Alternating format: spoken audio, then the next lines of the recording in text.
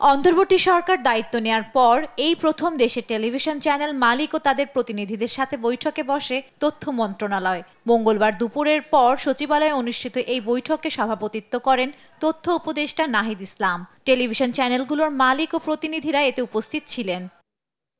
এ সময় উপদেষ্টা বলেন, গণমাধ্যমের স্বাধীনতা নিশ্চিতে সাইবার সিকিউরিটি আইনের মতো অন্য আইনও পর্যালোচনা করা হবে। এ লক্ষ্যে গণমাধ্যম সংস্কার কমিশন রূপরেখা তৈরি করবে। আমরা যাতে নিশ্চিত করতে পারি কেউ যাতে বাধা প্রদান করতে না পারে সরকারের জায়গা থেকে, তো সেটার জন্য গণমাধ্যম সংস্কার কমিশন কাজ করবে। গণমাধ্যম সংস্কার কমিশন মূলত বিভিন্ন পক্ষের সমন্বয়েই গঠিত এবং বিভিন্ন পক্ষের সুপারিশ ক্রমেই কিন্তু আসলে এখানে একটি রূপরেখা তৈরি করবে। কোনো কিছুই আসলে উপর থেকে চাপিয়ে দেওয়া হবে না। সরকার ও বাংলাদেশের বিরুদ্ধে দেশে ও বিদেশে অপপ্রচার চালানো হচ্ছে অভিযোগ করে প্রকৃত সত্য তুলে ধরতে বলেন তিনি। অপপ্রচার কিন্তু শুধু সরকারের বিরুদ্ধে নেই, বরং বাংলাদেশের বিরুদ্ধে।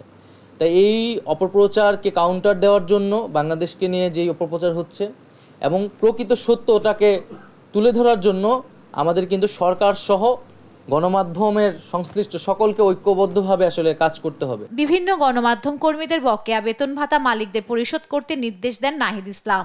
এখানে আমরা মালিক পক্ষের কাছে আহ্বান জানিয়েছি যাতে সাংবাদিকদের যে বেতন সেটা যাতে যথাসময়ে তাদেরকে এটা পূরণ করা হয়।